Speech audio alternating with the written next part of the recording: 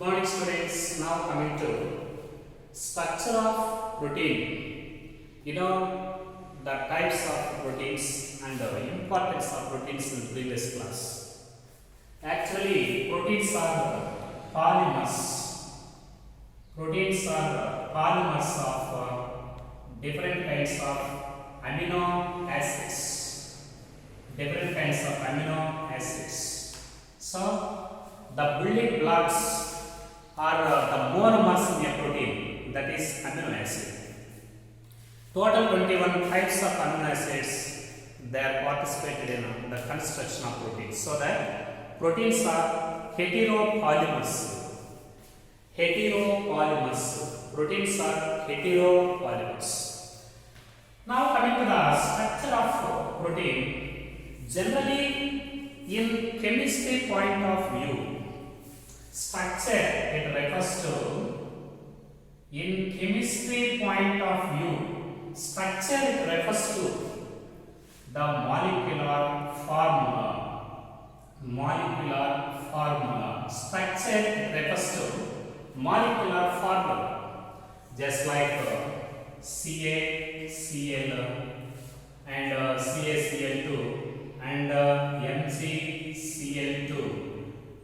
Okay, for example, NaCl and MgCl2, like that. H2SO4, like that. Anyhow, in chemistry point of view, the molecule, the chemistry point of view, the structure of molecules, it refers to the molecular formula, like NaCl. MgCl2, like that. Okay, a chemistry explains the structure based on its molecular formula, but in a physics point of view, for example, in case of chemistry point of view, NaCl, MgCl2, it is inorganic point of view. This is inorganic point of view, but in organic point of view, a chemist explains the structure. This is a two-dimensional structure. Two-dimensional structure. In organic point of view, a structure explains by two-dimensional view of the molecule, like benzene, and naphthalene. Benzene and naphthalene, like that. Anyhow, in inorganic point of view, the structure it refers to the molecular formula. But in organic point of view, the structure it refers to the two-dimensional structure of the molecule, like benzene and naphthalene, two-dimensional structure. But in physics point of view, this explains by three-dimensional view of the molecule. Three-dimensional view of the molecule in case of physics point of view. Anyhow, structure refers to either molecular formula as an inorganic point of view and as a two-dimensional structure of the molecule as an organic point of view, or three-dimensional structure of the molecule in physics point of view. But what about in a biological point of view? In biological point of view, the protein structure it is explained at four levels. One is primary structure, primary. Second one is secondary structure. Third one, tertiary structure. Fourth one, quaternary structure. Quaternary structure. In this way, in biological point of view, the structure can be explained, especially the protein structure can be explained at four levels. One is primary structure, two secondary structure, three tertiary structure, four quaternary structure. Now coming to the primary structure of protein. Primary structure of protein. So in primary structure of protein, primary structure it refers to the positional information of amino acids. the positional information of amino acids. Positional information of amino acids. It is a sequence of amino acids. Sequence of amino acid. For example, this is one amino acid and this is another amino acid. Like that, many amino acids are there in a polypeptide chain. What is the first amino acid? For example, methionine. What is the second amino acid? Phenylalanine. And what is the third amino acid? Glycine. Fourth amino acid? Serine. And fifth amino acid? Tryptophan. Like that. Primary structure of protein, it explains the sequence of amino acids in a polypeptide chain. That is the positional information of amino acids in a polypeptide chain. What is the first amino acid? What is the next amino acid? And what is the third amino acid? And what is the last amino acid? Like that. That is the sequence of amino acids present in a polypeptide. It represents the positional information of amino acids. That is called primary structure. This is the primary structure. Now coming to the secondary structure. Okay. So in secondary structure of this protein, the protein, it can be imagined a line. It can be imagined a line like this. This is a protein thread, polypeptide. And left side end, it is considered as N-terminal amino acid. The left side amino acid is called N-terminal amino acid, and right side amino acid is called C-terminal amino acid. So this is first amino acid and this is last amino acid, and like this many amino acids are there. First amino acid is left side end is called, this is called N-terminal, and last amino acid is right side end is called C-terminal. First amino acid is called N-terminal amino acid. Last amino acid is called T-terminal amino acid. Like that, in secondary structure, protein thread, it can be imagined as a line in which left side amino acid is called N-terminal amino acid. It represents the first amino acid, and right side end is called C-terminal, and it represents the last amino acid. But sometimes, these amino acid protein thread, it is enfolded upon itself, leading to the formation of number of helix. And this is a right-handed helix of there. Right-handed helix of there. Always this protein is not present in the form of linear thread. In certain locations, this protein thread is enfolded upon itself, leading to the formation of a spiral thread. And all these coils are right-handed coils are there. That is the secondary structure of protein. Secondary structure. Similarly, the third one is called tertiary structure. So in this tertiary structure, this protein thread, spirally coiled upon itself.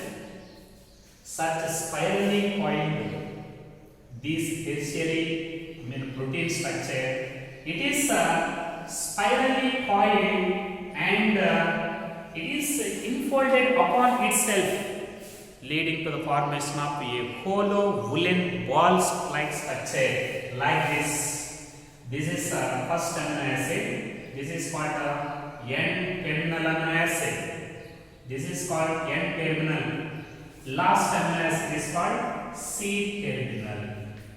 What happened in this tertiary structure? structure, in tertiary structure, this protein thread it is enfolded upon itself continuously and repeatedly. Finally, it leads to the formation of a Boolean ball-like structure. It leads to the formation of a Boolean ball-like structure. A Boolean ball-like structure. This is called a tertiary structure of proteins. Okay, and this tertiary structure of protein, it is a three-dimensional structure, 3D structure. This tertiary structure of protein represents the three-dimensional structure, and this three-dimensional structure it is responsible for all the biological activity of proteins. All biological activities of proteins. Which structure of protein it is responsible for biological activities of proteins? All biological properties, all biological activities of proteins is due to their tertiary structure. Such tertiary structure is nothing but three-dimensional structure. So, in this three-dimensional structure, the protein thread it is spirally coiled. Then spirally coiled protein thread it is enfolded upon itself, leading to the formation of a Boolean ball-like structure, in which first amino acid is called N-terminal amino acid, and is the first amino acid, and right side last amino acid it is considered as C-terminal amino acids. In this way, this enfolded upon itself, leading to the formation of a Boolean Boolean ball-like structure. Boolean ball-like structure. That is a three-dimensional structure of the protein molecule. This three-dimensional structure of protein molecule, it represents, it is responsible for all biological activities or all biological properties of proteins. That is called a three-dimensional structure, 3D structure, or tertiary structure of proteins. Now coming to another one, this is called quaternary structure. Quaternary structure. So in this quaternary structure, different kinds of protein threads, different polypeptides with different kinds of amino acids are continuously, repeatedly, they are spirally coiled. Spirally coiled different kinds of protein structures, they are enfolded upon itself, leading to the formation of the cubes. It leads to the heteropolymers, they leads to the formation of cubes. This is a very complicated architecture. Very complicated. It leads to the formation of very complicated architecture. Architecture leads to the formation of very complicated construction, in which many polypeptides having different kinds of amino acids are continuously, repeatedly, spirally coiled and enfolded upon itself, leading to the formation of a complicated structure. That is called a quaternary structure. Best example for this quaternary structure, the hemoglobin, human hemoglobin. This is one of the best example for this quaternary structure. And what about the human hemoglobin? Human hemoglobin is represented by 4 units. The quaternary structure of protein. Human hemoglobin is nothing but protein. It is represented by quaternary structure. In this quaternary structure of hemoglobin, there are total 4 units of proteins. Among these, 2 are alpha units and another 2 are beta units. And these alpha units are identical. So, among these 4 units of proteins present in hemoglobin, 2 units are identical units. They are called alpha units. Remaining 2, they are called beta units. This is the quaternary structure of proteins. Anyhow, protein structure in inorganic chemistry point of view is explained by molecular form, NaCl, MgCl2 like that. But in an organic point of view, it can be explained by two-dimensional view, 2D. That is like benzene and naphthalene. But in physics point of view, the molecule structure can be explained by three-dimensional view, 3D. But what about in biological point of view? In biological point of view, protein structure can be explained at 4 levels: primary, secondary, tertiary, and quaternary. What is primary? It is the positional information of amino acids. That is the sequence of amino acids. What is the first amino acid and what is the next and what is the last, like that. It explains the positional sequence and the positional information of amino acids. But in the secondary structure, it can be imagined like a thread, where the left side end is called N-terminal and where the right side end is called TC-terminal. First left side amino acid, first amino acid, last amino acid is a TC-terminal amino acid. But sometimes this thread is not entirely in linear form. In certain locations, it may be infolded upon itself, leading to the formation of several turns or helix. Okay, this is a secondary structure. But tertiary structure, here C-terminal, N-terminal is there. This spirally coiled protein thread, it is infolded upon itself continuously to form a hollow woolen ball-like structure. This is a three-dimensional structure. This three-dimensional structure, it is responsible for all biological activities of proteins. Similarly, quaternary structure, it is a more complex structure.